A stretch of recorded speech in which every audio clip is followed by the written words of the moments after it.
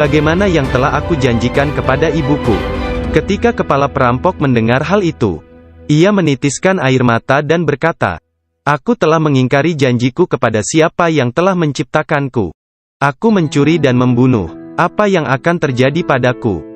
Kemudian anak buahnya memandangnya sambil berkata, engkau telah menjadi pemimpin kami selama bertahun-tahun dalam perbuatan dosa ini.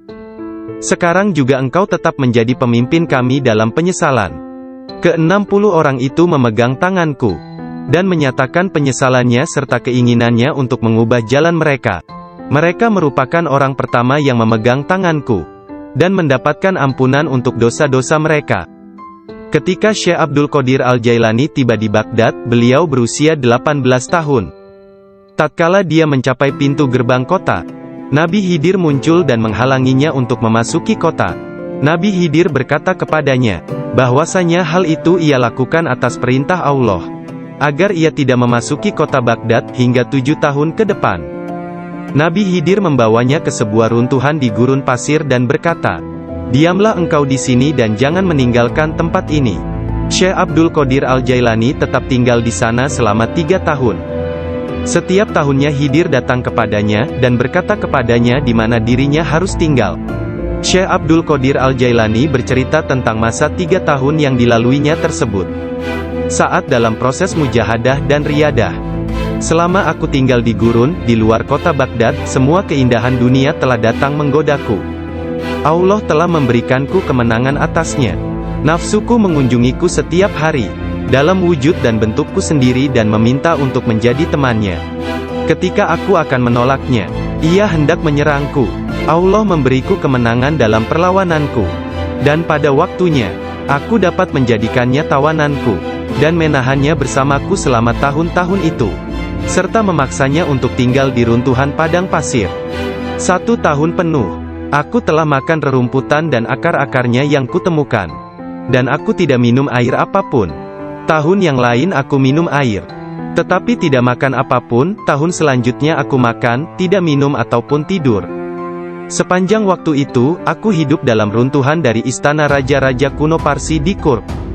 Aku berjalan dengan kaki telanjang, tanpa alas kaki di atas duri padang pasir, dan tidak merasakan apapun. Setiap kali aku melihat sebuah batu atau bukit yang terjal, aku memanjatnya. Aku tidak memberikan istirahat 1 menit pun, atau menyenangkan nafsuku kepada keinginan-keinginan rendah badaniah jasmaniku. Pada akhir dari masa 7 tahun itu, aku mendengar satu suara pada suatu malam. Hai Abdul Qadir, engkau sekarang diizinkan memasuki kota Baghdad. Aku tiba di Baghdad dan melewatkan beberapa hari di sana. Tetapi aku tidak dapat berada di sana dalam keadaan yang penuh hasutan, kejahatan, tipu daya, yang telah menjadi kebiasaan kota. Lalu untuk menyelamatkan diriku sendiri dari kejahatan kota, yang telah mengalami kemerosotan akhlak, guna menyelamatkan keimananku, aku meninggalkannya. Hanya kitab suci Al-Quran yang kubawa bersamaku. Saat tiba di pintu gerbang, dalam perjalanan untuk berkholwat di padang pasir, aku mendengar satu suara, kemana engkau hendak pergi? Kata suara itu, kembalilah, engkau harus melayani orang-orang. Apa yang dapat kupedulikan tentang orang lain, sanggahku. Aku ingin menyelamatkan keimananku. Kembalilah dan jangan pernah merasa bimbang terhadap keimananmu. Suara itu melanjutkan, tidak ada sesuatu pun yang akan membahayakanmu. Aku sungguh tidak dapat melihat orang yang berkata tersebut. Kemudian sesuatu terjadi padaku. Aku terputus dari keadaan lahiriah, lalu tenggelam dalam keadaan tafakur. Sampai hari berikutnya, aku memusatkan pikiran pada sebuah harapan dan berdoa kepada Allah, agar Dia membukakan selubung untukku, sehingga aku tahu apa yang harus aku lakukan. Hari berikutnya, ketika tengah berkeliling di sebuah permukiman bernama Muzaffariyah, seorang lelaki yang sebelumnya tidak pernah kulihat, membuka pintu rumahnya dan mempersilakanku untuk masuk. Mari Abdul Qadir. Ketika aku sampai di pintunya, dia berkata, katakan kepadaku, apa yang engkau harapkan dari Allah? Doa apa yang telah engkau panjatkan kemarin? Saat itu aku ketakutan, namun diliputi penuh ketakjuban. Aku tidak dapat menemukan kata-kata untuk menjawabnya. Lelaki itu memandang ke wajahku, dan menghempaskan pintu dengan kasar. hingga membuat debu yang berkumpul di sekelilingku terbang menutupi seluruh tubuhku. Aku berjalan pergi sambil mempertanyakan apa yang telah kuminta dari Allah sehari sebelumnya. Kemudian ingatlah aku. Aku segera balik arah untuk kembali, dan mengatakan kepada lelaki tersebut. Tetapi aku tidak dapat menemukannya, baik rumah ataupun dirinya. Aku sangat bimbang, ketika menyadari bahwa dia adalah seorang yang dekat kepada Allah Ta'ala. Sungguh, akhirnya aku mengetahui, beliau adalah Syekh Hamad Ad-Dabas yang telah menjadi guruku. Pada suatu malam yang dingin dan hujan gerimis, satu tangan yang tidak terlihat jelas membawa Syekh Abdul Qadir Al-Jailani ke tempat bermalam para sufi atau zawiyah milik Syekh Abdul Hamad bin Muslim Ad-Dabas. Syekh yang mengetahui berkat ilham ilahiyah tentang kedatangan Syekh Abdul Qadir Al-Jailani menutup pintu-pintu tempat menginap sufiyah dan memadamkan lampu. Ketika beliau duduk di ambang pintu yang terkunci, beliau tertidur dan mimpi basah di malam hari. Lalu dia mandi di sungai dan mengambil wudhu. Dia tertidur lagi. Kejadian tersebut berulang sampai 7 kali pada malam itu. Maka beliau kembali mandi dan berwudhu menggunakan air yang sedingin es. Pada esok harinya, pintu gerbang telah terbuka, dan Abdul Qadir memasuki tempat penginapan sufi. Syekh Hamad Ad-Dabas berdiri menyambutnya sambil meneteskan air mata gembira. Dia memeluknya dan berkata, "Wahai putraku Abdul Qadir, keberuntungan adalah milik kami hari ini, tetapi esok, hal itu akan menjadi milikmu. Jangan pernah meninggalkan tarekat ini." Syekh Hamad Ad-Dabas menjadi guru pertama Syekh Abdul Qadir Al-Jailani dalam ilmu pengetahuan tentang kesufian. Dengan memegang tangannya dia mengucapkan sumpah atau berbaiat dan mengikuti jalan kaum sufi. Syekh Abdul Qadir Al-Jailani menceritakan, "Aku banyak belajar dengan guru di Baghdad. Tetapi setiap kali aku tidak dapat memahami sesuatu, atau menemukan secara kebetulan suatu rahasia yang ingin aku ketahui, Syekh Hamad Ad-Dabas menerangkannya kepadaku. Kadang-kadang aku meninggalkannya untuk mencari pengetahuan dari syekh yang lain tentang tauhid, hadis, fikih dan ilmu-ilmu lainnya. Setiap kali aku kembali, beliau berkata kepadaku, 'Dari mana saja engkau?' Kita telah memiliki demikian banyak makanan yang sangat bagus untuk tubuh, pikiran dan jiwa kita, sementara engkau telah pergi, dan kami tidak dapat menahan sesuatu untukmu." Pada waktu lain, beliau berkata, "Demi Allah, kemanakah engkau pergi? Adakah seseorang di sekitar sini, yang mengetahui lebih banyak daripadamu?" Para darwis atau para sufi akan mengusikku secara terus-menerus dan berkata, "Engkau adalah seorang ahli hukum atau ahli fikih, ahli sastra, ahli pengetahuan dan seorang ulama atau alim syariat. Urusan apa yang engkau miliki di antara kita? Mengapa engkau tidak keluar dari sini?" Syekh Hamad Ad-Dabas memarahi mereka dan berkata, "Betapa memalukan kalian ini. Aku bersumpah bahwa tidak ada seorang pun seperti dia di antara kalian. Tidak ada seorang pun di antara kalian yang akan naik di atas jari kakinya. Jika kalian berpikir aku kasar terhadapnya dan engkau meniruku, aku melakukannya untuk membawanya kepada kesempurnaan dan mengujinya. Aku melihat dia dalam dunia spiritual yang keras seperti batu, besar seperti gunung." Syekh Abdul Qadir Al-Jailani merupakan contoh tauladan terbesar dari kenyataan bahwa dalam Islam, mencari ilmu pengetahuan adalah kewajiban suci untuk semua orang, laki-laki dan perempuan dari ayunan hingga liang kubur. Dia menjadi orang bijak terbesar di zamannya. Dia menghafal Al-Quran Al-Karim dan mempelajari penafsirannya dari Ali Abul Wafa Al-Kail, Abu Hatab Mahfuz, dan Abul Hasan Muhammad Al-Qadi. Menurut beberapa sumber, Abdul Qadir Al-Jailani belajar dengan Qadi Abu Said Al-Mubarak bin Muharrami, ulama terbesar pada zamannya di Baghdad. Meskipun telah mempelajari ilmu-ilmu pengetahuan tentang jalan mistik dari Syekh Hamad Ad-Dabas, dan memasuki jalan tasawuf melalui tangannya, namun Syekh Abdul Qadir Al-Jailani telah diberi hirkah, jubah kesufian, sebagai simbol dari jubah Rasulullah oleh Qadi Abu Said. Garis silsilah ijazah spiritual dari Qadi Abu Said Al-Mubarak bin Ali Al-Muharrami, melalui Syekh Abu Hasan Ali bin Muhammad Al-Qurashi, dari Abul Faraj At-Tursusi dari At-Tamimi, dari Syekh Abu Bakar As-Shibli dari Abul Qasim Al-Junaid, dari Sari As-Sakati dari Ma'ruf Al-Karhi, dari Dawud At-Tayyah dari Habib Al-Jami, dari Hasan Al-Basri dari Imam Ali bin Abi Talib, Imam Ali menerima hirkah, jubah kesufian, dari tangan mulia Nabi Muhammad kekasih Allah, Tuhan semesta alam, dan beliau menerimanya dari malaikat utama Jibril alaihi salam, yang menerimanya dari kebenaran Tuhan, Allah Azza wa Jalla. Seseorang bertanya kepada Syekh Abdul Qadir Al-Jailani, apakah yang dia terima dari Allah Ta'ala? Beliau menjawab, tingkah laku dan pengetahuan yang baik. Qadi Abu Said Al-Muharrami berkata, sesungguhnya Abdul Qadir Al-Jailani menerima hirkah dari tanganku, tetapi aku juga menerima hirkah dari tangannya. Qadi Abu Said Al-Muharrami mengajar di sebuah madrasah miliknya sendiri, di Babul Az di Baghdad. Kemudian dia memberikan madrasah tersebut kepada Syekh Abdul Qadir Al-Jailani, yang mulai mengajar di sana. Syekh Abdul Qadir Al-Jailani telah berusia 50 tahun lebih pada waktu itu. Kata-kata dan ucapannya mempesona dan menakjubkan, sehingga menggugah hati orang-orang yang mendengarnya.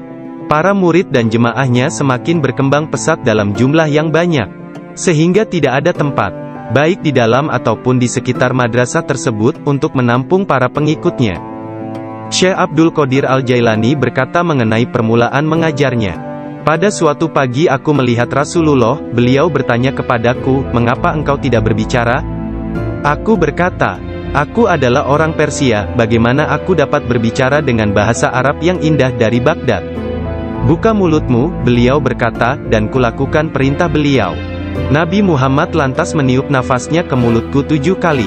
Lalu berkata, pergilah, tunjukilah umat manusia, dan ajaklah mereka kepada jalan Tuhanmu, dengan bijak dan kata-kata indah. Aku menjalankan sholat zuhur, dan aku melihat orang telah ramai sedang menungguku berbicara. Ketika melihat mereka, aku menjadi gembira, namun lidahku seakan-akan terkunci. Kemudian aku melihat Imam Ali bin Abi Thalib yang diberkati. Dia mendatangiku dan memintaku untuk membuka mulut. Kemudian meniupkan nafasnya sendiri ke dalam mulutku sebanyak 6 kali. Aku bertanya, mengapa Anda tidak melakukannya sebanyak 7 kali, seperti yang dilakukan Rasulullah? Sayyidina Ali berkata, karena rasa hormatku kepada Rasulullah. Kemudian Sayyidina Ali pun menghilang. Dari mulutku yang terbuka, keluarlah kata-kata, sesungguhnya fikiran adalah juru selam. Menyelam jauh ke dalam lautan hati untuk menemukan mutiara kebijaksanaan. Ketika dia membawanya ke pantai kemakhlukannya, dia tumpah dalam bentuk kata-kata dari bibirnya. Dan dengan itu, dia membeli ketaatan tak ternilai di pasar-pasar ibadah Allah. Kemudian aku berkata, dalam suatu malam, seperti salah satu dari malamku, jika seseorang di antaramu hendak membunuh keinginan-keinginan rendahnya, kematian akan terasa begitu manis, sehingga engkau tidak akan dapat merasakan sesuatu yang lain di dunia ini. Sejak saat itu, walau bagaimanapun keadaannya, sekalipun bangun atau tidur, aku tetap mempertahankan tugasku mengajar.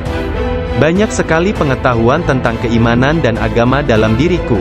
Jika tidak berbicara dan menuangkannya keluar, aku akan merasakan bahwa hal itu akan menenggelamkan diriku.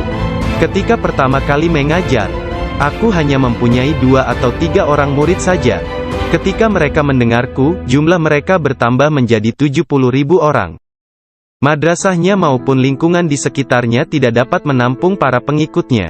Oleh sebab itu, dicarilah tempat yang lebih luas. Orang kaya dan orang miskin di Baghdad turut membantu dalam penambahan bangunan-bangunan yang baru. Mereka yang kaya membantu dengan dana, sedangkan yang miskin membantu dengan tenaga mereka, termasuklah kaum perempuan, yang turut membantu bekerja. Kelak Syekh Abdul Qadir Al-Jailani merupakan seorang imam, ahli dalam masalah-masalah keagamaan, tauhid dan fikih, dan pemimpin dari mazhab Syafi'i dan Hambali dalam Islam.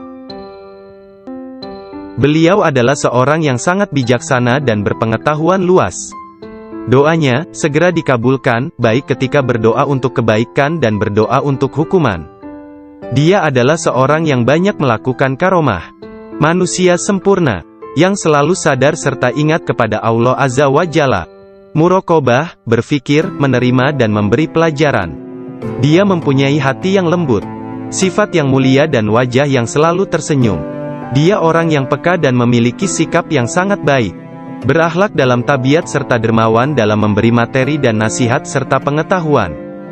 Dia mencintai orang-orang, tetapi secara khususnya, terhadap orang-orang yang beriman dan mengabdikan diri, serta beribadah kepada Zat yang Maha Esa, menolong kepada siapa yang beriman. Dia tampan, selalu berpakaian rapi, pembicaraannya tidak berlebihan dan sia-sia. Apabila berbicara, meskipun dia berbicara dengan cepat, tetapi setiap kata dan suku katanya yang keluar, terdengar jelas. Beliau berbicara dengan penuh keindahan, dan dia berbicara kebenaran. Berbicara tentang kebenaran tanpa ragu-ragu. Karena dia tidak peduli, apakah dia akan dipuji, dikritik atau dicaci. Ketika Khalifah Al-Muqtafi mengangkat Yahya bin Said sebagai kadi, ketua hakim, Syekh Abdul Qadir Al-Jailani memberitahukannya di hadapan orang ramai, dengan mengatakan, Anda telah mengangkat seorang tiran, orang yang zalim, yang paling buruk sebagai hakim atas orang-orang yang beriman. Biarlah kita lihat, bagaimana Anda akan menjawab untuk diri Anda sendiri kelak. Ketika Anda dihadapkan kepada Hakim yang Maha Agung, Allah Azza wa Jalla, Tuhan semesta alam. Mendengar hal ini, Khalifah tergoncang dan meneteskan air mata, lalu ia segera memecat sang hakim. Penduduk kota Baghdad mengalami kemajuan dalam hal akhlak dan rohani dan tingkah laku. Melalui pengaruhnya, kebanyakan warga kota bertaubat dan menyatakan penyesalan, mengikuti akhlak yang baik dan perintah-perintah Islam. Syekh Abdul Qadir Al-Jailani dicintai dan dihormati oleh setiap orang, dan pengaruhnya tersebar kemana-mana. Orang-orang berbudi mencintainya, sedangkan para tiran, orang yang zalim, dan orang jahat takut kepadanya. Banyak orang termasuk para raja, menteri dan orang-orang bijak datang kepadanya, untuk menanyakan persoalan-persoalan, dan mencari penyelesaiannya. Bahkan banyak orang Yahudi dari anak lelaki pembantunya menceritakan, bahwa ayahnya, Muhammad bin Al-Haidir melayani Syekh Abdul Qadir Al-Jailani selama 13 tahun. Dirinya tidak pernah melihat seekor lalat hinggap pada dirinya, dan tidak pula dia pernah melihat membuang ingus di halayak ramai. Meskipun Tuan Syekh memperlakukan kaum lemah dan miskin dengan rasa hormat yang besar, pembantunya tidak pernah melihatnya berdiri ketika para sultan datang mengunjunginya, dan tidak pula dia mengunjungi mereka, atau dia tidak memakan makanan mereka kecuali sekali. Ketika seorang raja datang berkunjung kepadanya, dia meninggalkan ruang jamuan, dan datang kembali setelah raja dan pesta jamuannya selesai, sehingga mereka akan menyambutnya dengan berdiri. Ketika dia menulis surat kepada Khalifah, Khalifah mengatakan, bahwa Syekh Abdul Qadir Al-Jailani memerintahkannya untuk melakukan ini atau itu, dan bahwa hal itu merupakan kewajiban bagi Khalifah untuk mentaatinya, karena dia adalah pemimpin mereka. Apabila Khalifah menerima surat seperti itu, dia akan mencium surat itu sebelum dia membacanya dan berkata, Syekh Abdul Qadir Al-Jailani benar. Sesungguhnya dia mengatakan kebenaran. Abu Hasan, salah seorang hakim agung pada masa itu menceritakan, aku mendengar Khalifah Al-Muqtafi berkata kepada menterinya Ibnu Hubaira, Syekh Abdul Qadir Al-Jailani mentertawakanku. Dan hal itu amat jelas bagi orang-orang di sekitarnya, bahwa yang dia maksudkan adalah aku. Dilaporkan kepadaku, bahwa dia menunjukkan sebuah pohon kurma di kebunnya dan berkata, engkau lebih baik bekerja, jangan bepergian terlalu jauh, atau aku akan memenggal kepalamu.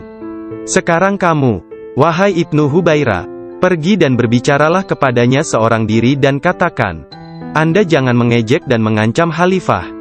Anda harus tahu bahwa kedudukan Khalifah adalah suci dan harus dihormati. Sang menteri Ibnu Hubaira pun pergi kepada Syekh Abdul Qadir Al-Jailani, dan melihatnya sedang berkumpul dengan kerumunan orang ramai. Dalam pembicaraannya pada satu pokok, tiba-tiba Syekh Abdul Qadir menyatakan, sesungguhnya aku akan memenggal kepalanya juga. Sang menteri merasa bahwa yang Syekh maksudkan adalah dia. Sang menteri pun ketakutan. Dia pun melarikan diri, dan mengisahkan apa yang terjadi terhadap dirinya kepada Khalifah. Mendengar kisahnya, sang Khalifah meneteskan air mata dan berkata, sungguh, Syekh Abdul Qadir Al-Jailani adalah orang yang hebat. Lalu, Khalifah pergi sendiri menemui Syekh. Pada pertemuan tersebut, Syekh memberinya banyak nasihat, dan Khalifah tak bisa membendung air matanya dan terus menangis. Meskipun sangat belas kasihan, dan memiliki pribadi dan sikap yang sangat baik, lemah lembut dan mencintai, menepati janji, adil dan keras dalam pengadilannya. Syekh Abdul Qadir Al-Jailani tidak pernah memperlihatkan kemarahan apabila kesalahan tersebut hanya menyangkut pribadinya, tetapi sesuatu kesalahan yang dilakukan terhadap keimanan dan agama, dia akan marah besar dan memberi hukuman yang berat. Syekh Abu Najib As-Surawardi menceritakan, pada tahun 523 Hijriah, aku bersama Syekh Hamad, guru Syekh Abdul Qadir Al-Jailani yang juga hadir. Ketika itu Syekh Abdul Qadir Al-Jailani membuat pernyataan keras. Mendengar itu, Syekh Hamad berkata kepadanya, "Wahai Abdul Qadir, engkau berbicara terlalu angkuh. Aku khawatir Allah tidak ridha kepadamu." Syekh Abdul Qadir Al-Jailani meletakkan tangannya di atas dada Syekh Hamad lalu berkata, "Lihat telapak tanganku dengan mata hati, dan berkata lagi, dan katakan kepadaku, apa yang tertulis di atasnya?" Ketika Syekh Hamad tidak dapat mengatakannya, Syekh Abdul Qadir Al-Jailani mengangkat tangan dari dada Syekh Hamad, dan memperlihatkan tangan tersebut kepadanya. Di atasnya tertulis tulisan bercahaya, yakni, dia menerima 70 janji dari Allah, bahwa dia tidak akan pernah dikecewakan. Syekh Hamad melihatnya. Dia berkata, tidak akan pernah ada yang mampu keberatan pada orang yang diberkati dengan janji ilahiyah seperti itu. Tidak ada seorang pun dapat berkeberatan kepadanya. Allah Ta'ala memberkati siapa saja yang dia kehendaki di antara hamba-hambanya. Syekh Abdul Qadir Al-Jailani sering berkata, tidak ada seorang pun di antara muridku akan mati, sebelum mereka taubat penuh penyesalan. Mereka semua akan mati sebagai hamba-hamba Allah yang beriman. Masing-masing di antara pengikutku akan menyelamatkan 7 orang saudaranya yang berdosa dari api neraka. Seandainya jauh di barat sana, kemaluan salah seorang dari pengikutku tersingkap secara tiba-tiba karena kecerobohannya, kami, meskipun berada jauh di timur, akan menutupinya sebelum seseorang dapat melihatnya. Aku telah diberi sebuah kitab, yaitu sebuah kitab yang panjangnya sejauh mata memandang, berisi semua nama orang yang akan mengikutiku hingga akhir zaman. Dengan berkat Allah Ta'ala, kami akan menyelamatkan mereka semua. Semua orang yang mengikatkan diri mereka kepada Syekh Abdul Qadir Al-Jailani senantiasa damai dan bergembira. Seseorang bertanya kepada Syekh Abdul Qadir Al-Jailani, Anda tahu kedudukan para pengikut Anda yang soleh, dan apa yang menanti mereka di akhirat? Akan tetapi, bagaimana tentang mereka yang buruk? Beliau menjawab, orang-orang yang soleh sayang kepadaku dan aku menyayanginya, demi menyelamatkan mereka yang buruk. Seorang wanita muda menjadi pengikut Syekh Abdul Qadir Al-Jailani yang tinggal di Sri Lanka. Pada suatu hari, dia diserang di sebuah tempat yang sepi oleh seorang lelaki yang hendak memperkosanya. Dalam keadaan tidak berdaya, dia berteriak, "Selamatkan aku, wahai Syekhku Abdul Qadir Al-Jailani." Saat itu, Syekh Abdul Qadir Al-Jailani sedang mengambil wudhu di Baghdad. Orang-orang melihat Syekh tiba-tiba berhenti, kemudian dengan marah, dia mengambil terompahnya, sandal, dan melemparkannya ke atas. Mereka tidak melihat terompah tersebut jatuh. Ternyata, terompah tersebut jatuh di atas kepala orang yang sedang menyerang gadis muda itu di Sri Lanka. Dan pria tersebut pun meninggal dunia. Disebutkan bahwa terompah tersebut tetap berada di sana, disimpan sebagai barang peninggalan. Syekh At-Tustari menceritakan bahwa suatu hari para pengikut Syekh Abdul Qadir Al-Jailani di Baghdad mencari Syekh Abdul Qadir Al-Jailani kemana-mana. Tiba-tiba seseorang berkata kepada mereka bahwa dirinya telah melihat Syekh Abdul Qadir Al-Jailani sedang berjalan menuju ke sungai Tigris. Lalu para muridnya berlarian menuju ke sana hendak menyusulnya. Ketika sampai di sungai tersebut, mereka melihat syekhnya itu sedang berada di tengah sungai, berjalan di atas air menuju ke arah mereka. Semua ikan pada waktu itu menjulurkan kepalanya ke atas permukaan air, dan memberi salam kepada Syekh Abdul Qadir Al-Jailani. Hal itu terjadi pada waktu sholat zuhur. Mereka melihat di atas mereka selembar sejadah yang luas membentang di atas kepala mereka, menutupi seluruh langit. Sajadah tersebut berwarna hijau dan di permukaannya bersulamkan ayat-ayat dari emas dan perak. Sejadah tersebut melayang seperti sejadah terbangnya Nabi Sulaiman, dan turun ke bumi. Orang-orang merasa takjub, diam dan dengan tenang mereka berjalan menuju kepadanya. Syekh Abdul Qadir Al-Jailani berpakaian indah, melangkah di atas sejadah tersebut. dan memimpin mereka melakukan sholat di atasnya. Ketika dia mengangkat tangannya dan mengucapkan Allahu Akbar, seluruhnya seolah-olah menggemakan suara yang sama. Ketika dia berdoa, para malaikat dari 7 petala langit dalam paduan suara mengulang doanya. Ketika dia mengucapkan, segala puji syukur hanya bagi Allah semata, sebuah cahaya hijau keluar dari mulutnya, menyelimuti langit. Pada akhir solat setelah salam, Syekh Abdul Qadir Al-Jailani membuka kedua tangannya dan berkata, Ya Allah ya Tuhanku, demi leluhurku Nabi Muhammad kekasihmu, dan demi orang-orang di antara ciptaanmu yang takut dan mencintaimu, jangan ambil sesuatu dari para pengikutku, sampai mereka dimaafkan dari dosa-dosanya, dan sampai keimanan mereka sempurna. Pada saat itu, setiap orang mendengar dengungan senandung dari para malaikat dan mengatakan, Amin. Mereka juga mengikuti para malaikat dengan mengucapkan Amin. Kemudian mereka mendengar satu suara hatif dari dalam diri mereka, kata-kata, bergembiralah, aku telah menerima doa kalian. Rasulullah bersabda, seorang guru yang sempurna adalah bagaikan seorang nabi bagi kaumnya. Sesungguhnya Hadrat Syekh Abdul Qadir Al-Jailani adalah salah seorang di antara para syekh yang sempurna tersebut, yang telah membukakan orang-orang kepada pintu gerbang kebahagiaan di dunia ini, dan pintu gerbang surga di akhirat. Setelah Syekh Abdul Qadir Al-Jailani menguasai nafsunya, dan menjadi seorang yang sempurna, serta hanya dengan diilhami perintah Rasulullah, dia menjadi seorang syekh dan menjalin hubungan dengan orang-orang. Dirinya senantiasa mengikuti teladan dari leluhurnya Nabi Muhammad, Rasulullah. Ketika pengaruh ajaran Syekh Abdul Qadir Al-Jailani tersebar ke seluruh pelosok dunia, banyak di antara murid-muridnya mendapat kedudukan penting dan banyak pejabat, pegawai pemerintah, yang menjadi muridnya sesuai kemampuan mereka, kualitas dunia dalam batin dan tingkatan spiritual. Dia memerintahkan banyak di antara murid-muridnya untuk bertindak sebagai wakil-wakilnya. Di antaranya ada yang menjadi guru spiritual dan yang lainnya sebagai hakim. Bahkan di antara muridnya ada yang menjabat sebagai gubernur dan para pemegang kekuasaan dunia. Syekh Abdul Qadir Al-Jailani telah menyerahkan diri secara mutlak kepada Allah Azza wa Jalla. Malam-malamnya berlalu dengan sedikit atau bahkan tanpa tidur, dalam doa dan muraqabah menyendiri. Dia menghabiskan hari-harinya sebagai seorang pengikut sejati Nabi Muhammad, dalam berkhidmat dalam kemanusiaan 3 kali dalam seminggu. Dia selalu menyampaikan pengajian umum kepada puluhan ribu manusia, setiap hari di waktu pagi dan petang. Dia memberi pengajaran tafsir Al-Quran, hadis, ilmu tauhid, ilmu fikih dan tasawuf. Setelah sholat zuhur, dia memberikan nasihat dan waktu konsultasi kepada orang-orang, tanpa pandang bulu, baik orang itu berprofesi sebagai pengemis atau raja. Semuanya akan dilayani.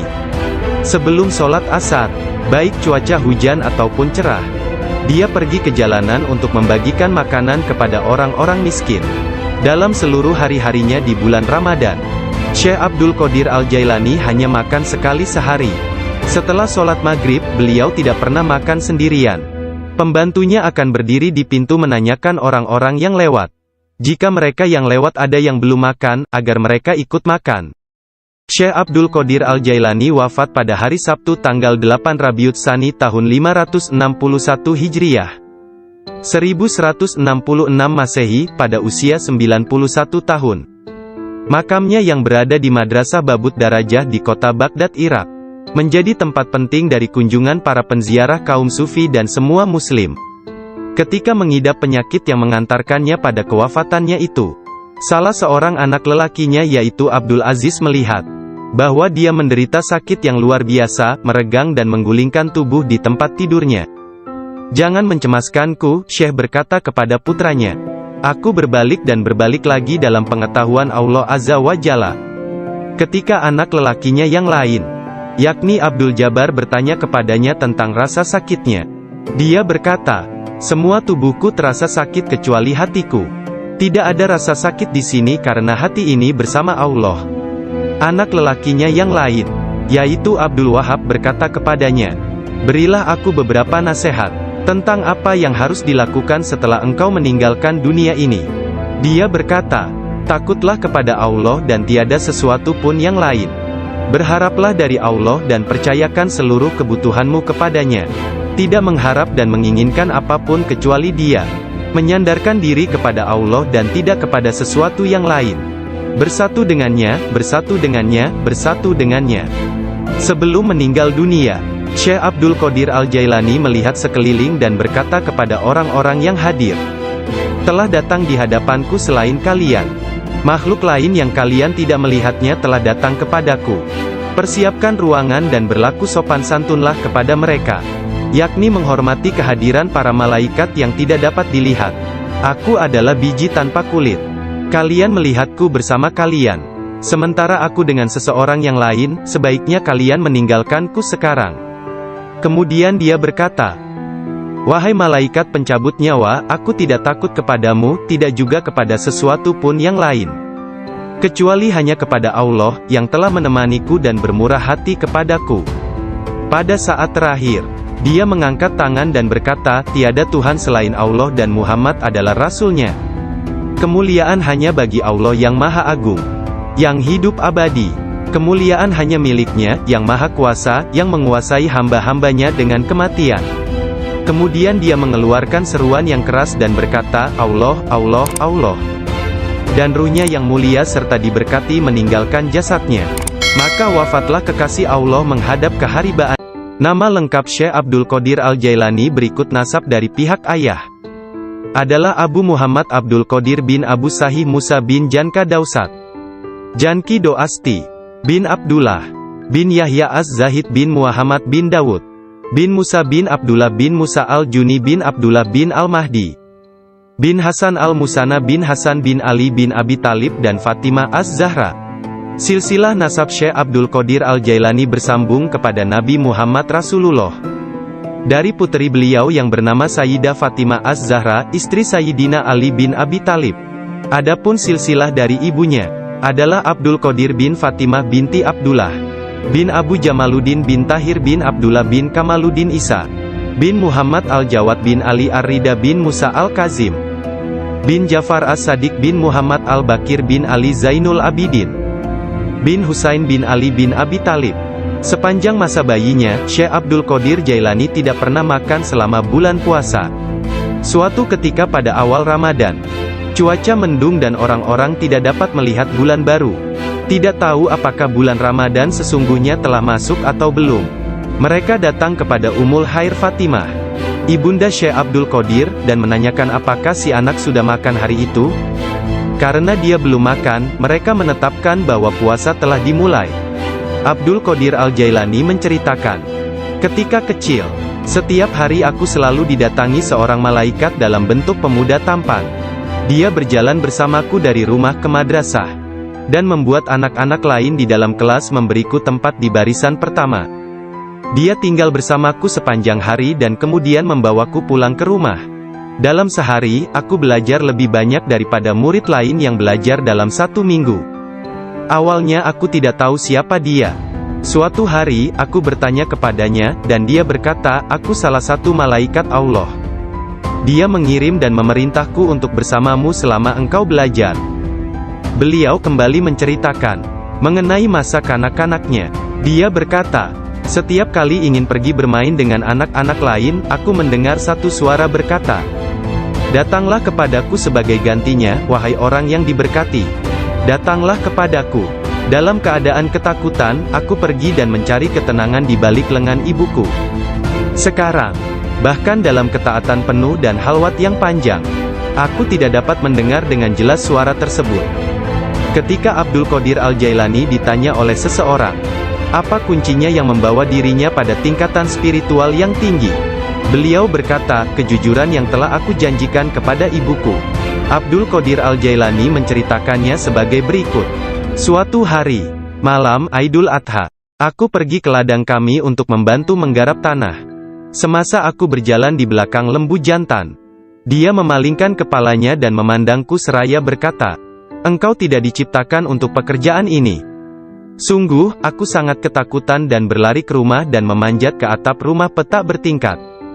Ketika melihat keluar, tiba-tiba aku melihat para jemaah haji sedang berkumpul wukuf di Padang Arafah, di Arabia, tepat di depanku.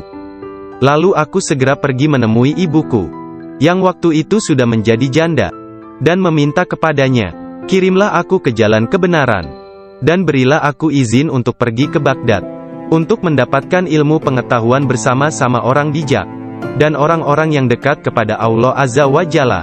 Ibu bertanya kepadaku, "Apa alasan permintaanmu yang tiba-tiba tersebut?" Aku mengatakan kepadanya apa yang telah terjadi pada diriku. Beliau menangis mendengar ceritaku, lalu mengeluarkan 80 keping emas. Semuanya adalah warisan ayahku. Dia menyisihkan 40 untuk saudaraku yang laki-laki. 40 keping lainnya dijahit di bagian ketiak mantelku. Kemudian dia mengizinkan untuk meninggalkan dirinya. Sebelum membiarkan aku pergi, beliau menasehatiku bahwa aku harus berkata benar dan menjadi orang yang jujur apapun yang terjadi. Ibu melepas kepergianku dengan kata-kata, "Mudah-mudahan Allah melindungi dan membimbingmu wahai anakku. Aku memisahkan diriku sendiri dari orang yang paling mencintaiku karena Allah. Aku tahu bahwa aku tidak akan dapat melihatmu sampai hari pengadilan terakhir tiba." Aku bergabung dengan sebuah kafilah yang pergi ke Baghdad. Ketika kami telah meninggalkan kota Hamadan, sekelompok perampok jalanan, 60 penunggang kuda yang gagah menyerang kami. Mereka mengambil segala sesuatu yang dibawa kafilah tersebut. Salah seorang di antara mereka datang kepadaku dan bertanya, "Hai anak muda, harta apa yang engkau miliki?" Aku menceritakan kepadanya bahwa aku memiliki 40 keping emas. Dia bertanya, "Di mana kau simpan?" Aku mengatakan, "Di bawah lenganku." Dia tertawa dan meninggalkanku sendiri. Penjahat lainnya datang dan menanyakan hal yang sama, dan aku pun mengatakan hal yang sebenarnya. Dia juga meninggalkanku sendirian. Aku pikir mereka pasti hendak mengadukan hal tersebut kepada pemimpinnya, di mana mereka sedang membagikan hasil rampasan. Pemimpin mereka bertanya tentang barang berharga milikku. Aku mengatakan kepadanya bahwa aku memiliki 40 keping emas yang dijahit di mantelku di bawah ketiak. Pemimpin perampok lalu mengambil mantelku dan merobek di bagian lengannya, dan menemukan emas tersebut. Kemudian dia menatap takjub kepadaku dan berkata, "Uangmu telah aman. Apa yang membuatmu untuk menceritakan kepada kami bahwa engkau memilikinya, dan memberitahukan tempat di mana engkau menyembunyikannya?" Aku menjawab, "Aku harus mengatakan yang benar dalam keadaan apapun juga, sebagaimana yang telah aku janjikan kepada ibuku."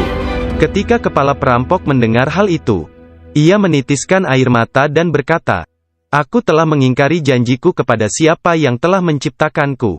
Aku mencuri dan membunuh. Apa yang akan terjadi padaku?" Kemudian anak buahnya memandangnya sambil berkata, "Engkau telah menjadi pemimpin kami selama bertahun-tahun dalam perbuatan dosa ini. Sekarang juga engkau tetap menjadi pemimpin kami dalam penyesalan." Ke-60 orang itu memegang tanganku dan menyatakan penyesalannya serta keinginannya untuk mengubah jalan mereka. Mereka merupakan orang pertama yang memegang tanganku dan mendapatkan ampunan untuk dosa-dosa mereka.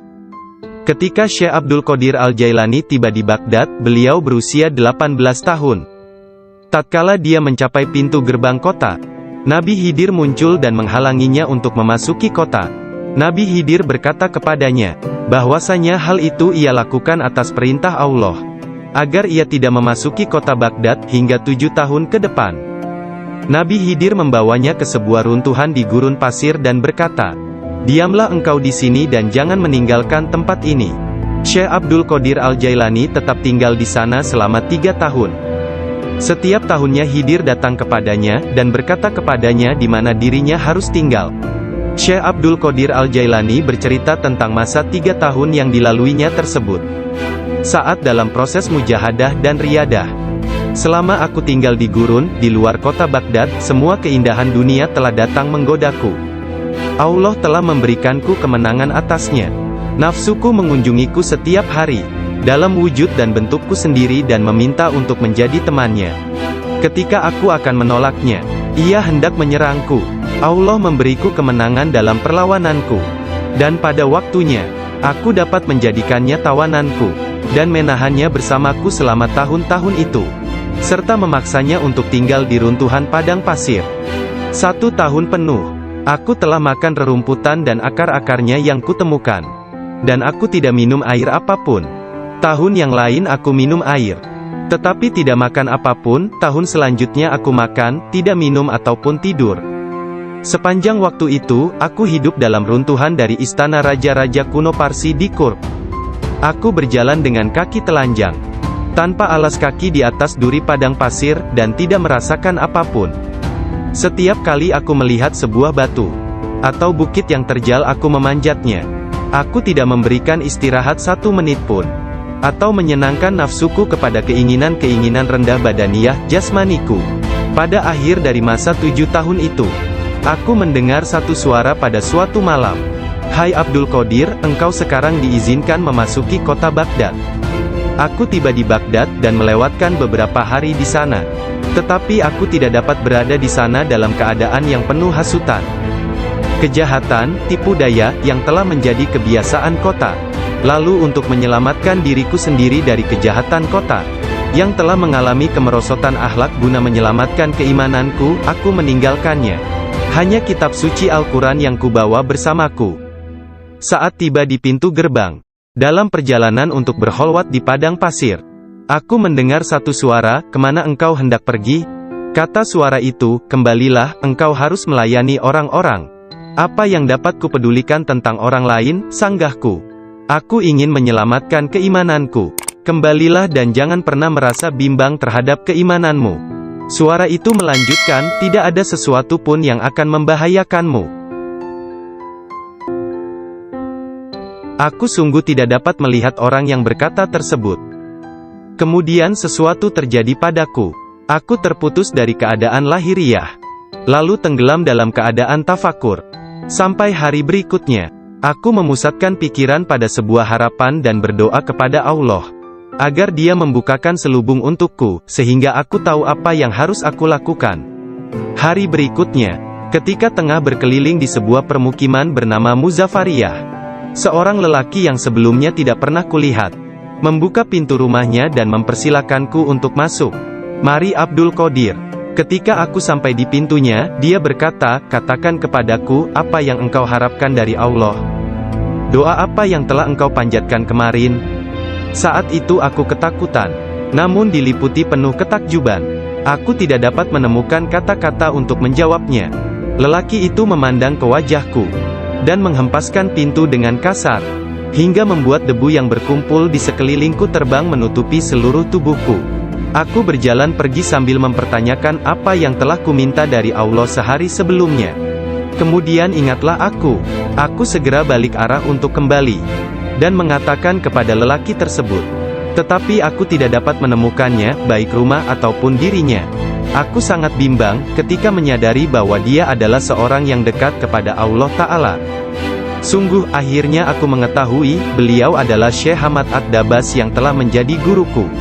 Pada suatu malam yang dingin dan hujan gerimis, satu tangan yang tidak terlihat jelas membawa Syekh Abdul Qadir Al-Jailani ke tempat bermalam para sufi atau zawiyah, milik Syekh Abdul Hamad bin Muslim Ad-Dabas. Syekh yang mengetahui berkat ilham ilahiyah tentang kedatangan Syekh Abdul Qadir Al-Jailani, menutup pintu-pintu tempat menginap sufiyah dan memadamkan lampu. Ketika beliau duduk di ambang pintu yang terkunci, beliau tertidur dan mimpi basah di malam hari. Lalu dia mandi di sungai dan mengambil wudhu. Dia tertidur lagi. Kejadian tersebut berulang sampai 7 kali pada malam itu. Maka beliau kembali mandi dan berwudu menggunakan air yang sedingin. Yang maksudkan adalah dia. Sang menteri pun ketakutan. Dia pun melarikan diri, dan mengisahkan apa yang terjadi terhadap dirinya kepada khalifah. Mendengar kisahnya, sang khalifah meneteskan air mata dan berkata, "Sungguh, Syekh Abdul Qadir Al-Jailani adalah orang yang hebat." Lalu, khalifah pergi sendiri menemui Syekh. Pada pertemuan tersebut, Syekh memberinya banyak nasihat, dan khalifah tak bisa membendung air matanya dan terus menangis. Meskipun sangat belas kasihan, dan memiliki pribadi dan sikap yang sangat baik, lemah lembut dan mencintai, menepati janji, adil dan keras dalam pengadilannya, Syekh Abdul Qadir Al-Jailani tidak pernah memperlihatkan kemarahan apabila kesalahan tersebut hanya menyangkut pribadinya, tetapi sesuatu kesalahan yang dilakukan terhadap keimanan dan agama, dia akan marah besar dan memberi hukuman yang berat. Syekh Abu Najib As-Surawardi menceritakan, Pada tahun 523 Hijriah, aku bersama Syekh Hamad, guru Syekh Abdul Qadir Al-Jailani yang juga hadir. Ketika itu Syekh Abdul Qadir Al-Jailani membuat pernyataan keras. Mendengar itu, Syekh Hamad berkata kepadanya, "Wahai Abdul Qadir, engkau berbicara terlalu angkuh. Aku khawatir Allah tidak ridha kepadamu." Syekh Abdul Qadir Al-Jailani meletakkan tangannya di atas dada Syekh Hamad lalu berkata, "Lihat telapak tanganku dengan mata hati, dan berkata lagi, dan katakan kepadaku, apa yang tertulis di atasnya?" Ketika Syekh Hamad tidak dapat mengatakannya, Syekh Abdul Qadir Al-Jailani mengangkat tangan dari dada Syekh Hamad, dan memperlihatkan tangan tersebut kepadanya. Di atasnya tertulis tulisan bercahaya, yakni, dia menerima 70 janji dari Allah, bahwa dia tidak akan pernah dikecewakan. Syekh Hamad melihatnya. Dia berkata, tidak akan pernah ada yang mampu keberatan pada orang yang diberkati dengan janji ilahiyah seperti itu. Tidak ada seorang pun dapat berkeberatan kepadanya. Allah Ta'ala memberkati siapa saja yang dia kehendaki di antara hamba-hambanya. Syekh Abdul Qadir Al-Jailani sering berkata, tidak ada seorang pun di antara muridku akan mati, sebelum mereka taubat penuh penyesalan. Mereka semua akan mati sebagai hamba-hamba Allah yang beriman. Masing-masing di antara pengikutku akan menyelamatkan 7 orang saudaranya yang berdosa dari api neraka. Seandainya jauh di barat sana, kemaluan salah seorang dari pengikutku tersingkap secara tiba-tiba karena kecerobohannya, kami, meskipun berada jauh di timur, akan menutupinya sebelum seseorang dapat melihatnya. Aku telah diberi sebuah kitab, yaitu sebuah kitab yang panjangnya sejauh mata memandang, berisi semua nama orang yang akan mengikutiku hingga akhir zaman. Dengan berkat Allah Ta'ala, kami akan menyelamatkan mereka semua. Semua orang yang mengikatkan diri mereka kepada Syekh Abdul Qadir Al-Jailani senantiasa damai dan bergembira. Seseorang bertanya kepada Syekh Abdul Qadir Al-Jailani, Anda tahu kedudukan para pengikut Anda yang soleh, dan apa yang menanti mereka di akhirat? Akan tetapi, bagaimana tentang mereka yang buruk? Beliau menjawab, orang-orang yang soleh sayang kepadaku dan aku menyayanginya, demi menyelamatkan mereka yang buruk. Seorang wanita muda menjadi pengikut Syekh Abdul Qadir Al-Jailani yang tinggal di Sri Lanka. Pada suatu hari, dia diserang di sebuah tempat yang sepi oleh seorang lelaki yang hendak memperkosanya. Dalam keadaan tidak berdaya, dia berteriak, "Selamatkan aku, wahai Syekhku Abdul Qadir Al-Jailani." Saat itu, Syekh Abdul Qadir Al-Jailani sedang mengambil wudhu di Baghdad. Orang-orang melihat Syekh tiba-tiba berhenti, kemudian dengan marah, dia mengambil terompahnya, sandal, dan melemparkannya ke atas. Mereka tidak melihat terompah tersebut jatuh. Ternyata, terompah tersebut jatuh di atas kepala orang yang sedang menyerang gadis muda itu di Sri Lanka. Dan pria tersebut pun meninggal dunia. Disebutkan bahwa terompah tersebut tetap berada di sana, disimpan sebagai barang peninggalan. Syekh At-Tustari menceritakan bahwa suatu hari para pengikut Syekh Abdul Qadir Al-Jailani di Baghdad mencari Syekh Abdul Qadir Al-Jailani kemana-mana. Tiba-tiba seseorang berkata kepada mereka bahwa dirinya telah melihat Syekh Abdul Qadir Al-Jailani sedang berjalan menuju ke sungai Tigris. Lalu para muridnya berlarian menuju ke sana hendak menyusulnya. Ketika sampai di sungai tersebut, mereka melihat syekhnya itu sedang berada di tengah sungai, berjalan di atas air menuju ke arah mereka. Semua ikan pada waktu itu menjulurkan kepalanya ke atas permukaan air, dan memberi salam kepada Syekh Abdul Qadir Al-Jailani. Hal itu terjadi pada waktu sholat zuhur. Mereka melihat di atas mereka selembar sejadah yang luas membentang di atas kepala mereka, menutupi seluruh langit. Sajadah tersebut berwarna hijau dan di permukaannya bersulamkan ayat-ayat dari emas dan perak. Sejadah tersebut melayang seperti sejadah terbangnya Nabi Sulaiman, dan turun ke bumi. Orang-orang merasa takjub, diam dan dengan tenang mereka berjalan menuju kepadanya. Syekh Abdul Qadir Al-Jailani berpakaian indah, melangkah di atas sejadah tersebut, dan memimpin mereka melakukan sholat di atasnya. Ketika dia mengangkat tangannya dan mengucapkan Allahu Akbar, seluruhnya seolah-olah menggemakan suara yang sama. Ketika dia berdoa, para malaikat dari 7 petala langit dalam paduan suara mengulang doanya. Ketika dia mengucapkan, segala puji syukur hanya bagi Allah semata, Sebuah cahaya hijau keluar dari mulutnya, menyelimuti langit. Pada akhir sholat setelah salam, Syekh Abdul Qadir Al-Jailani membuka kedua tangannya dan berkata, "Ya Allah ya Tuhanku, demi leluhurku Nabi Muhammad kekasihmu, dan demi orang-orang di antara ciptaanmu yang takut dan mencintaimu, jangan ambil sesuatu dari para pengikutku, sampai mereka dimaafkan dari dosa-dosanya, dan sampai keimanan mereka sempurna."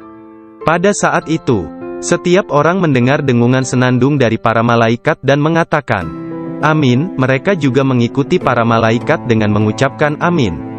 Kemudian mereka mendengar satu suara hatif dari dalam diri mereka, kata-kata, "Bergembiralah, aku telah menerima doa kalian." Rasulullah bersabda, "Seorang guru yang sempurna adalah bagaikan seorang nabi bagi kaumnya."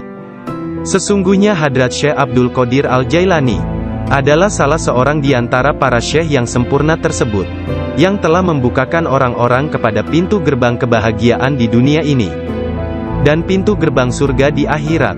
Setelah Syekh Abdul Qadir Al-Jailani menguasai nafsunya, dan menjadi seorang yang sempurna, serta hanya dengan diilhami perintah Rasulullah, dia menjadi seorang syekh dan menjalin hubungan dengan orang-orang.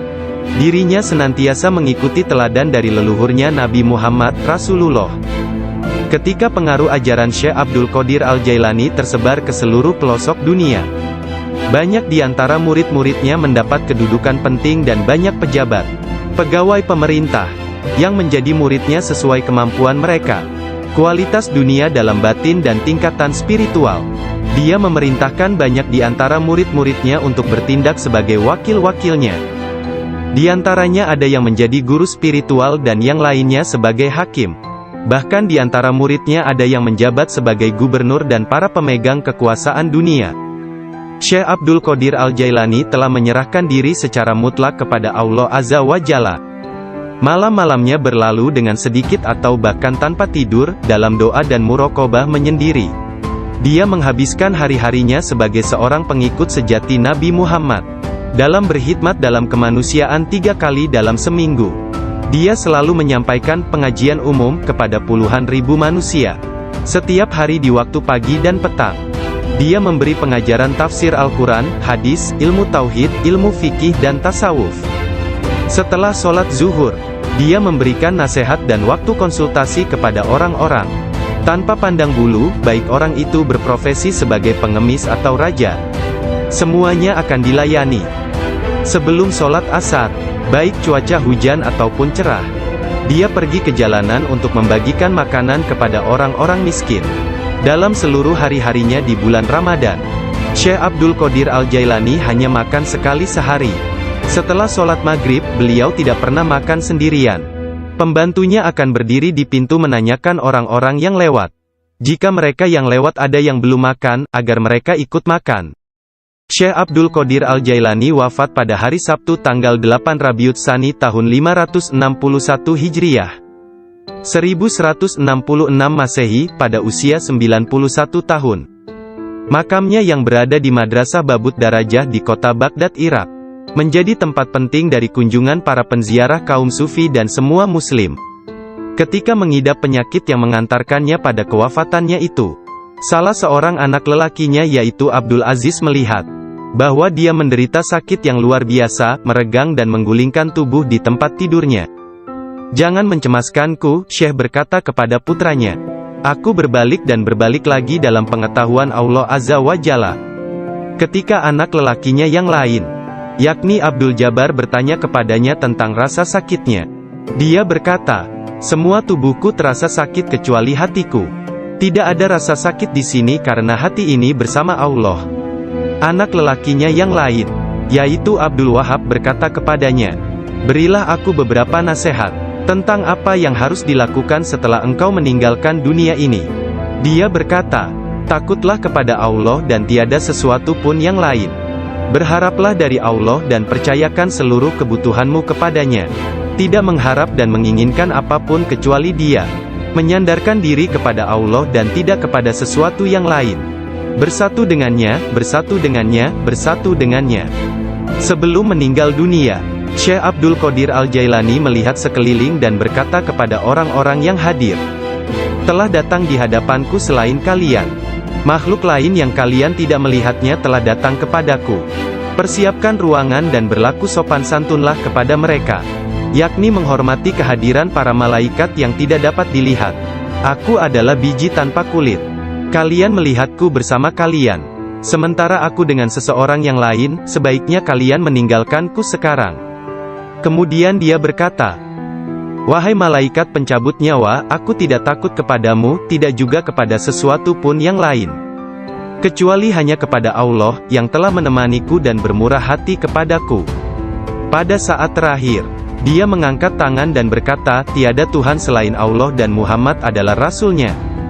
Kemuliaan hanya bagi Allah yang Maha Agung, yang hidup abadi. Kemuliaan hanya milik-Nya, yang Maha Kuasa, yang menguasai hamba-hambanya dengan kematian. Kemudian dia mengeluarkan seruan yang keras dan berkata, Allah, Allah, Allah. Dan ruhnya yang mulia serta diberkati meninggalkan jasadnya. Maka wafatlah kekasih Allah menghadap keharibaan. Nama lengkap Syekh Abdul Qadir Al-Jailani berikut nasab dari pihak ayah. Adalah Abu Muhammad Abdul Qadir bin Abu Sahih Musa bin Janka Dausat. Janki Doasti. Bin Abdullah. Bin Yahya Az-Zahid bin Muhammad bin Dawud. Bin Musa bin Abdullah bin Musa Al-Juni bin Abdullah bin Al-Mahdi. Bin Hasan Al-Musana bin Hasan bin Ali bin Abi Talib dan Fatimah Az-Zahra. Silsilah nasab Syekh Abdul Qadir Al-Jailani bersambung kepada Nabi Muhammad Rasulullah. Dari putri beliau yang bernama Sayyidah Fatimah Az-Zahra, istri Sayyidina Ali bin Abi Talib. Adapun silsilah dari ibunya adalah Abdul Qadir bin Fatimah binti Abdullah bin Abu Jamaluddin bin Tahir bin Abdullah bin Kamaluddin Isa bin Muhammad Al-Jawad bin Ali Ar-Rida bin Musa Al-Kazim bin Jafar As-Sadiq bin Muhammad Al-Bakir bin Ali Zainul Abidin bin Husain bin Ali bin Abi Talib. Sepanjang masa bayinya, Syekh Abdul Qadir Jailani tidak pernah makan selama bulan puasa. Suatu ketika pada awal Ramadan, cuaca mendung dan orang-orang tidak dapat melihat bulan baru. Tidak tahu apakah bulan Ramadan sesungguhnya telah masuk atau belum. Mereka datang kepada Ummul Khair Fatimah, ibunda Syekh Abdul Qadir, dan menanyakan apakah si anak sudah makan hari itu. Karena dia belum makan, mereka menetapkan bahwa puasa telah dimulai. Abdul Qadir Al-Jailani menceritakan, ketika kecil, setiap hari aku selalu didatangi seorang malaikat dalam bentuk pemuda tampan. Dia berjalan bersamaku dari rumah ke madrasah, dan membuat anak-anak lain di dalam kelas memberiku tempat di barisan pertama. Dia tinggal bersamaku sepanjang hari dan kemudian membawaku pulang ke rumah. Dalam sehari, aku belajar lebih banyak daripada murid lain yang belajar dalam 1 minggu. Awalnya aku tidak tahu siapa dia. Suatu hari, aku bertanya kepadanya, dan dia berkata, aku salah satu malaikat Allah. Dia mengirim dan memerintahku untuk bersamamu selama engkau belajar. Beliau kembali menceritakan mengenai masa kanak-kanaknya. Dia berkata, setiap kali ingin pergi bermain dengan anak-anak lain, aku mendengar satu suara berkata, datanglah kepadaku sebagai gantinya, wahai orang yang diberkati. Datanglah kepadaku. Dalam keadaan ketakutan, aku pergi dan mencari ketenangan di balik lengan ibuku. Sekarang, bahkan dalam ketaatan penuh dan halwat yang panjang, aku tidak dapat mendengar dengan jelas suara tersebut. Ketika Abdul Qadir Al-Jailani ditanya oleh seseorang, apa kuncinya yang membawa dirinya pada tingkatan spiritual yang tinggi? Beliau berkata, kejujuran yang telah aku janjikan kepada ibuku. Abdul Qadir Al-Jailani menceritakannya sebagai berikut. Suatu hari, malam Idul Adha, aku pergi ke ladang kami untuk membantu menggarap tanah. Semasa aku berjalan di belakang lembu jantan, dia memalingkan kepalanya dan memandangku seraya berkata, engkau tidak diciptakan untuk pekerjaan ini. Sungguh, aku sangat ketakutan dan berlari ke rumah dan memanjat ke atap rumah petak bertingkat. Ketika melihat keluar, tiba-tiba aku melihat para jemaah haji sedang berkumpul wukuf di Padang Arafah. Di Arabia, tepat di depanku. Lalu aku segera pergi menemui ibuku, yang waktu itu sudah menjadi janda, dan meminta kepadanya, kirimlah aku ke jalan kebenaran, dan berilah aku izin untuk pergi ke Baghdad, untuk mendapatkan ilmu pengetahuan bersama-sama orang bijak, dan orang-orang yang dekat kepada Allah Azza wa Jalla. Ibu bertanya kepadaku, apa alasan permintaanmu yang tiba-tiba tersebut? Aku mengatakan kepadanya apa yang telah terjadi pada diriku. Beliau menangis mendengar ceritaku, lalu mengeluarkan 80 keping emas. Semuanya adalah warisan ayahku. Dia menyisihkan 40 untuk saudaraku yang laki-laki. 40 keping lainnya dijahit di bagian ketiak mantelku. Kemudian dia mengizinkan untuk meninggalkan dirinya. Sebelum membiarkan aku pergi, beliau menasehatiku bahwa aku harus berkata benar dan menjadi orang yang jujur apapun yang terjadi. Ibu melepas kepergianku dengan kata-kata, "Mudah-mudahan Allah melindungi dan membimbingmu wahai anakku. Aku memisahkan diriku sendiri dari orang yang paling mencintaiku karena Allah. Aku tahu bahwa aku tidak akan dapat melihatmu sampai hari pengadilan terakhir tiba." Aku bergabung dengan sebuah kafilah yang pergi ke Baghdad. Ketika kami telah meninggalkan kota Hamadan, sekelompok perampok jalanan, 60 penunggang kuda yang gagah menyerang kami. Mereka mengambil segala sesuatu yang dibawa kafilah tersebut. Salah seorang di antara mereka datang kepadaku dan bertanya, "Hai anak muda, harta apa yang engkau miliki?" Aku menceritakan kepadanya bahwa aku memiliki 40 keping emas. Dia bertanya, "Di mana kau simpan?" Aku mengatakan, "Di bawah lenganku." Dia tertawa dan meninggalkanku sendiri. Penjahat lainnya datang dan menanyakan hal yang sama. Dan aku pun mengatakan hal yang sebenarnya. Dia juga meninggalkanku sendirian. Aku pikir mereka pasti hendak mengadukan hal tersebut kepada pemimpinnya, di mana mereka sedang membagikan hasil rampasan. Pemimpin mereka bertanya tentang barang berharga milikku. Aku mengatakan kepadanya bahwa aku memiliki 40 keping emas yang dijahit di mantelku di bawah ketiak. Pemimpin perampok lalu mengambil mantelku dan merobek di bagian lengannya, dan menemukan emas tersebut. Kemudian dia menatap takjub kepadaku dan berkata, "Uangmu telah aman. Apa yang membuatmu untuk menceritakan kepada kami bahwa engkau memilikinya, dan memberitahukan tempat di mana engkau menyembunyikannya?" Aku menjawab, "Aku harus mengatakan yang benar dalam keadaan apapun juga, sebagaimana yang telah aku janjikan kepada ibuku."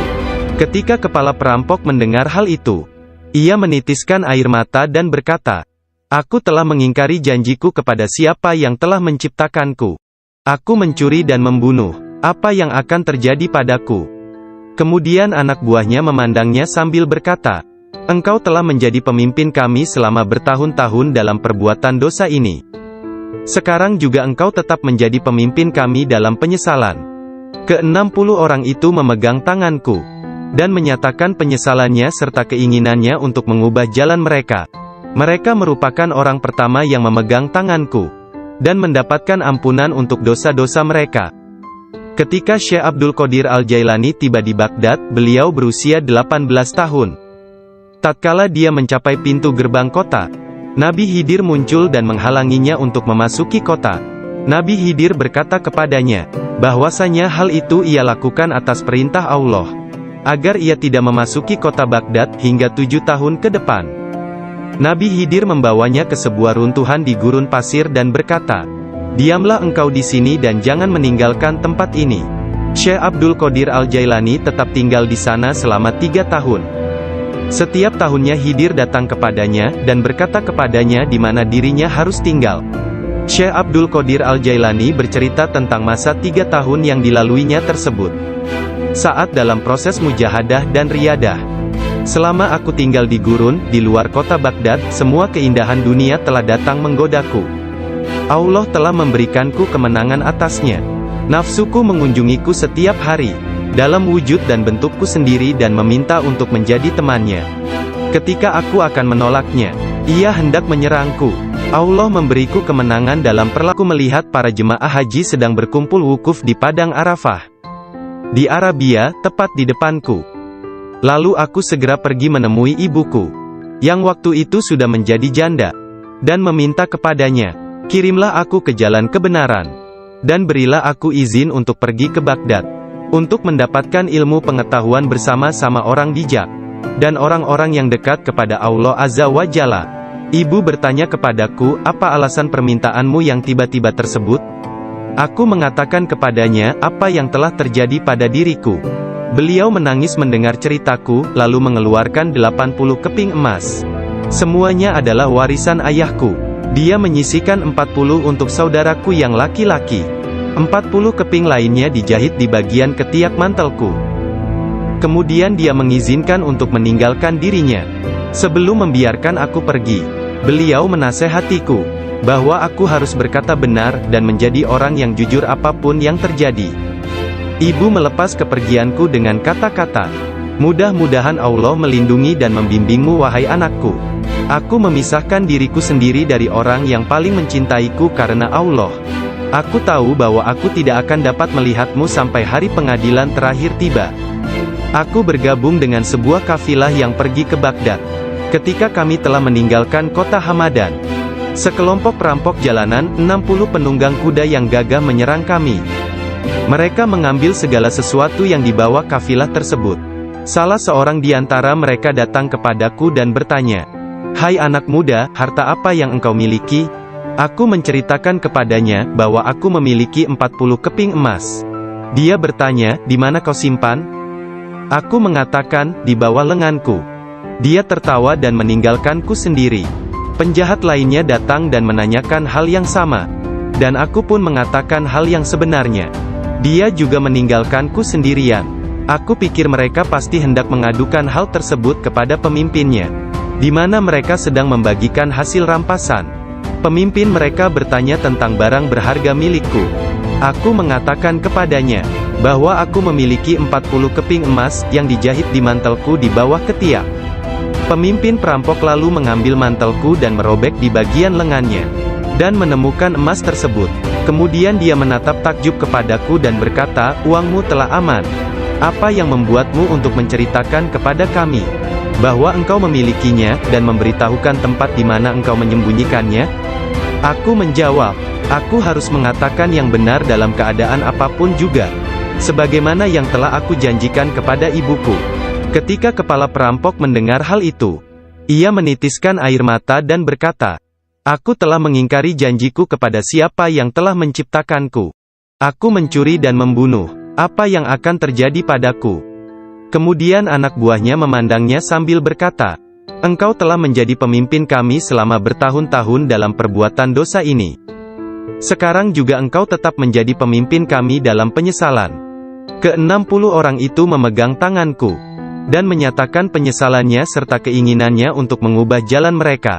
Mereka merupakan orang pertama yang memegang tanganku, dan mendapatkan ampunan untuk dosa-dosa mereka.